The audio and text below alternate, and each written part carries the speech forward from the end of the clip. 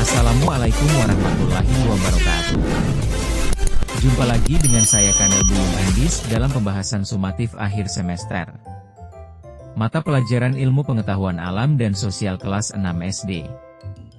Dalam pembahasan ini saya akan membahas soal pilihan ganda sebanyak 20 nomor dan 5 nomor uraian. Tapi sebelum lanjut, jangan lupa like, komen, share dan subscribe ya sahabat. Serta nyalakan loncengnya agar selalu mendapatkan notifikasi setiap saya mengupload video. Kita masuk pada soal nomor 1. Bumi selalu berputar pada poros atau sumbunya. Gerakan ini disebut A. Elips, B. Orbit, C. Rotasi, D. Revolusi.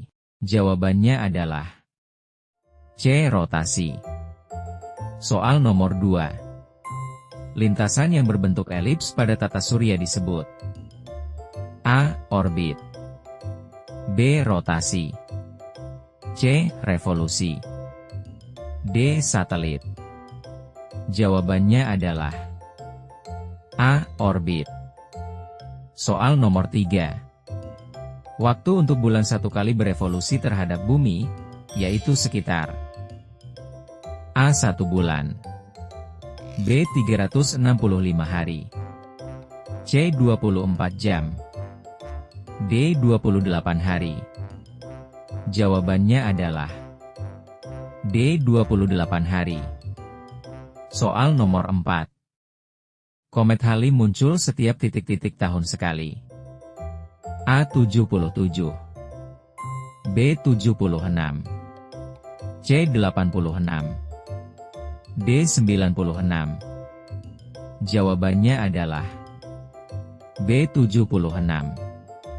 Soal nomor 5. Pluto disebut sebagai A. Planet berekor, B. Planet bebatuan, C. Planet kurcaci, D. Planet raksasa. Jawabannya adalah C. Planet kurcaci. Soal nomor 6. Hal yang akan terjadi jika tidak ada energi di bumi adalah A. Semua kehidupan akan berhenti, B. Tidak ada dampak apapun, C. Hanya kegiatan industri yang terhenti, D. Hanya manusia yang terpengaruh. Jawabannya adalah A. Semua kehidupan akan berhenti. Soal nomor 7. Faktor yang menyebabkan kekhawatiran tentang habisnya energi di bumi adalah A. Teknologi yang kurang maju, B. Perubahan iklim global, C. Terlalu banyak energi yang tidak digunakan, D. Terlalu banyak energi terbarukan. Jawabannya adalah B. Perubahan iklim global. Soal nomor 8. Dampak penggunaan bahan bakar fosil terhadap lingkungan adalah A. Menurunkan tingkat polusi udara, B. Meningkatkan kualitas udara, C. Menyebabkan peningkatan suhu global, D. Meningkatkan keanekaragaman hayati. Jawabannya adalah C. Menyebabkan peningkatan suhu global. Soal nomor 9.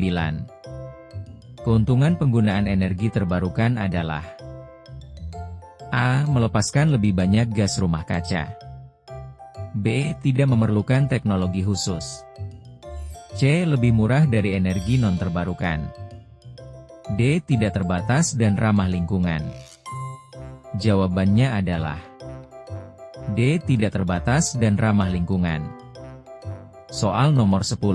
Sumber energi listrik yang kita gunakan dalam kehidupan sehari-hari sebagian besar berasal dari A. Bahan bakar fosil, B. Batu bara, C. Minyak bumi, D. Bahan kimia. Jawabannya adalah A. Bahan bakar fosil. Soal nomor 11. Pemanasan global disebut juga dengan A. Efek rumah kaca, B. Global warming, C. Globalisasi, D. Rebisasi. Jawabannya adalah B. Global warming. Soal nomor 12. Penyebab utama pengurangan keanekaragaman hayati adalah A. Pemanasan global, B. Perubahan iklim, C. Penggundulan hutan, D. Pencemaran udara. Jawabannya adalah C. Penggundulan hutan. Soal nomor 13. Dampak pencemaran air terhadap lingkungan dan manusia adalah A. Meningkatkan ketersediaan air bersih, B. Menyebabkan penurunan suhu global, C. Meningkatkan tingkat keanekaragaman hayati, D. Menyebabkan penyakit dan kerusakan ekosistem.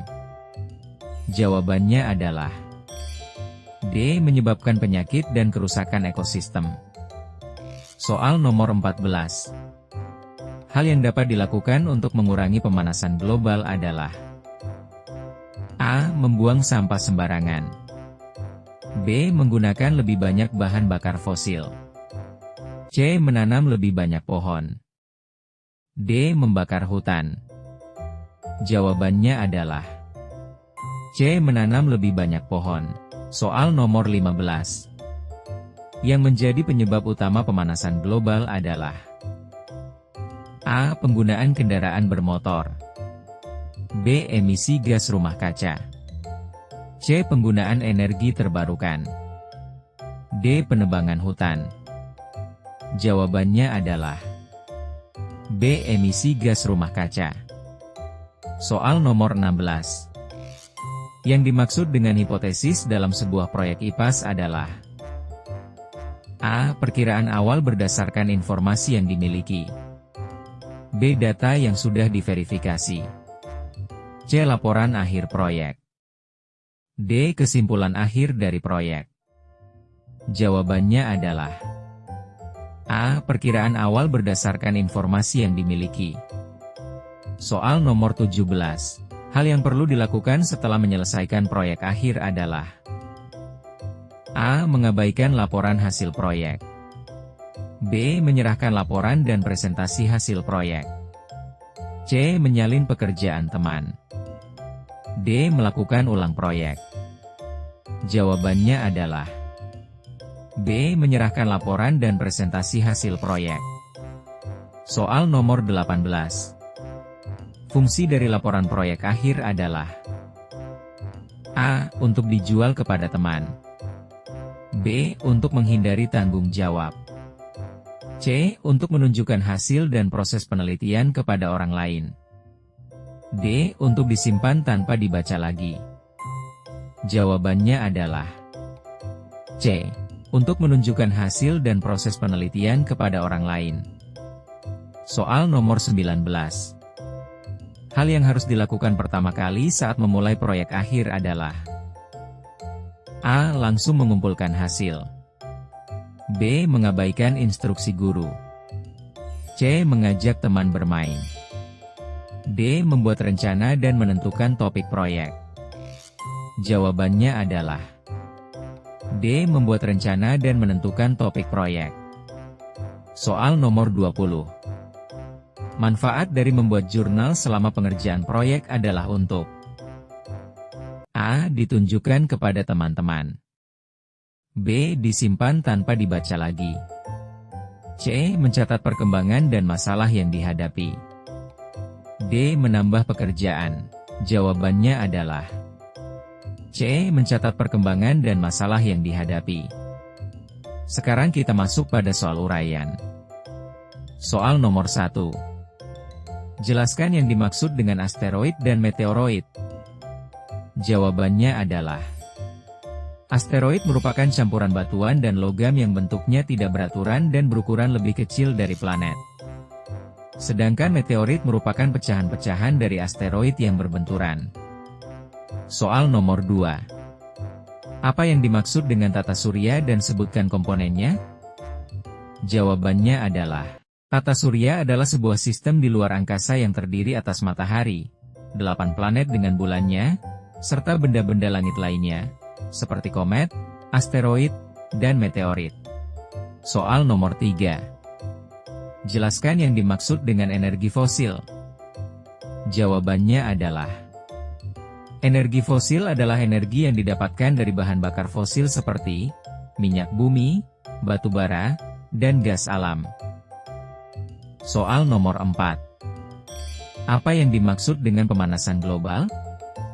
Jawabannya adalah pemanasan global adalah peristiwa naiknya temperatur di bumi yang disebabkan bertambahnya gas polutan, seperti karbon dioksida dan metana.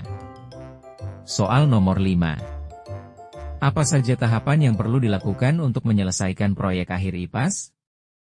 Jawabannya adalah tahapan yang perlu dilakukan untuk menyelesaikan proyek akhir IPAS.